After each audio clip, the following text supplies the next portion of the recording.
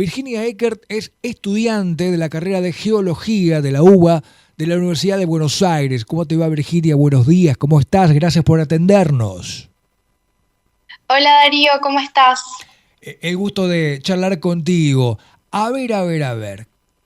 Lo tenemos que entender todos. Fácil, sencillo, didáctico. ¿Qué es un terremoto? Bien, un terremoto es un movimiento repentino y violento que se da en la Tierra Ujú.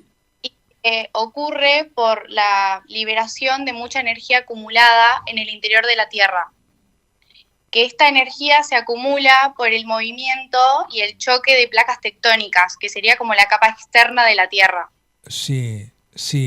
Con esto de las placas ya me lo llevaste a un lugar, viste, donde no termino de comprender muy bien. Algo se mueve, hay energía, se libera, todo esto choca y es lo que genera el bramido de la tierra y la abertura de la misma.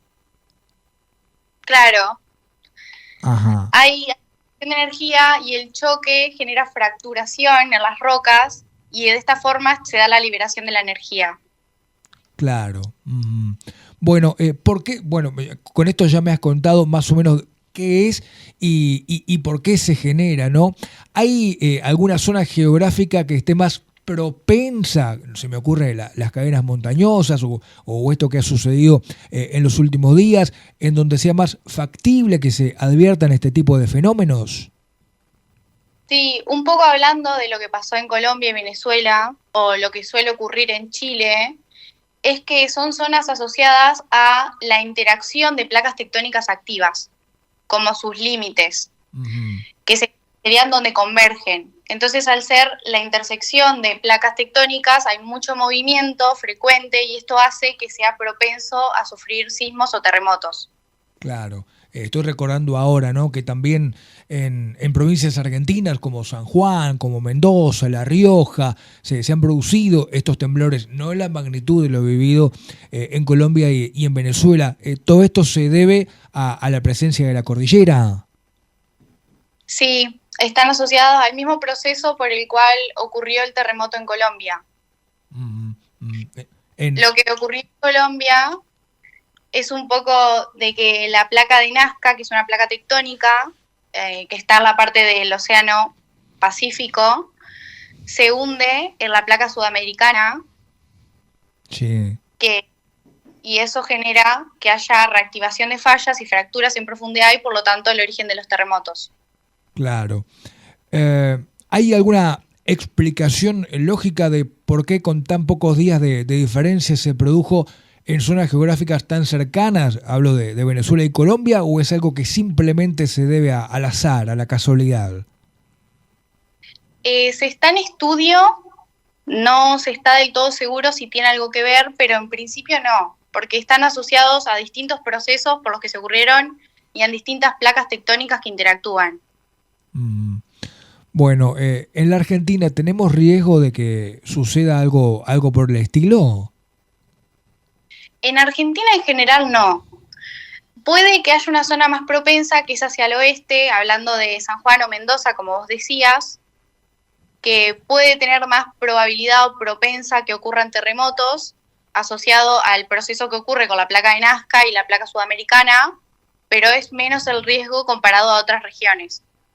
Sí. Como, Mm, las regiones de mayor peligro que esto ocurra, ¿cuáles serían? Habitualmente leemos las noticias, ¿no? De terremotos y de maremotos en el sudeste asiático, por ejemplo, Indonesia, Tailandia, bueno, en algunas zonas del Caribe también. sí, sí. En zonas que haya mucho movimiento tectónico y donde converjan probablemente haya. Mm, Muchas veces no se registran en superficie y suelen ser pequeños hasta que se haya mucha acumulación de energía y por lo tanto haya uno que sí genere destrucción en superficie. mm. ¿Este tipo de fenómenos se pueden prevenir? No, no necesariamente. Lo que se puede hacer es, entendiendo qué zonas son propensas a sufrir terremotos y sismos, que la población esté advertida y se haya que ir cuando hay una urgencia, o como la de la protección de las construcciones, pero así como prevenirlo no, y predecirlo tampoco, es medio al azar. Claro. Se Sí. puede saber con... Ay, perdón. No, por favor, completá.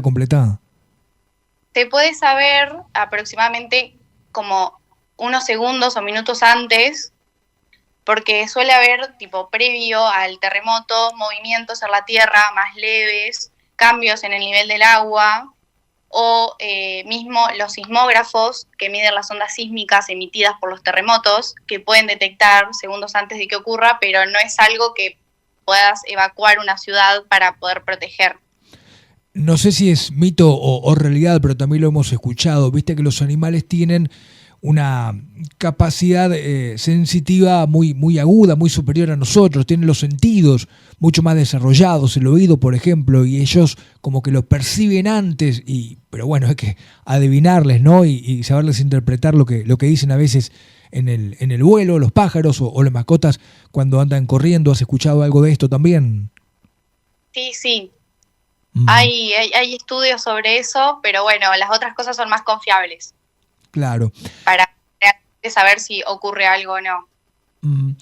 ¿Está relacionado o puede estarlo o se está estudiando con el cambio climático? O sea, la pregunta concreta sería, ¿la mano del hombre tiene algo que ver en todo esto? Te lo pregunto porque ayer charlábamos con Luis Alfonso Mena, que es periodista allá en Cali, y nos decía que hace muchos años se han secado humedales en la zona del sur a partir de los proyectos inmobiliarios, urbanísticos. Bueno, esto viene de la mano con el desarrollo económico, y que esta sería una de las variables a analizar que podrían haber ocasionado ese terremoto en particular. ¿Hay algún asidero, alguna base científica como para sostener esto?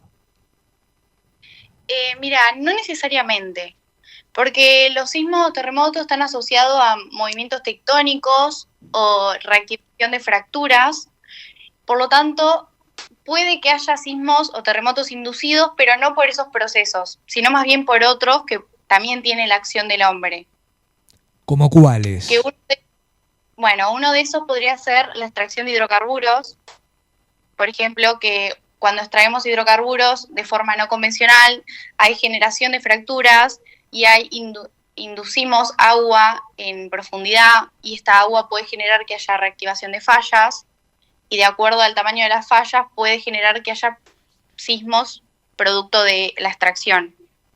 Ajá. Esto me lo anoté por acá. Extracción de hidrocarburos. ¿Y en dónde se da ese tipo de procesos? Y si están autorizados o no. Uno supone que tiene que haber normas de control, que deben existir entes oficiales encargados de que el desarrollo sea el adecuado y el permitido por las normas estándares con respecto a este tipo de situaciones. Pero bueno, quizás en forma clandestina también se hagan, o con algún funcionario mirando hacia otro lado. No, está todo regulado. Ajá. Está todo regulado, se mide, hay muchos estudios sobre eso, se evita que ocurra, pero bueno, es como un proceso que puede ocurrir secundariamente. Pero es algo que se regula y se mide constantemente para que no ocurra. Claro. Bueno, Virginia, ¿hay algo que no te estemos preguntando y que valga la pena compartir con la audiencia y conocer acerca de este tipo de fenómenos de la naturaleza que de tanto en tanto nos lleven a los libros o a algún documental o a alguna forma de acercarnos a lo que sucede y fundamentalmente explicarnos por qué suceden? No, la verdad que no. Están buenos los mapas que te hablan de las zonas propensas como para uno tener en cuenta y saber si ocurre en el momento, cómo actuar. Pero más que eso diría que no. Bueno, dale. Fantástico. Muchísimas gracias por este ratito. No, gracias a vos por llamarme. Dale, que pases muy bien. Hasta luego. Chao. Virginia Eckert es estudiante de la carrera de Geología de la UBA de la Universidad de Buenos Aires. Testimonio de radio en la mañana de Factory FM.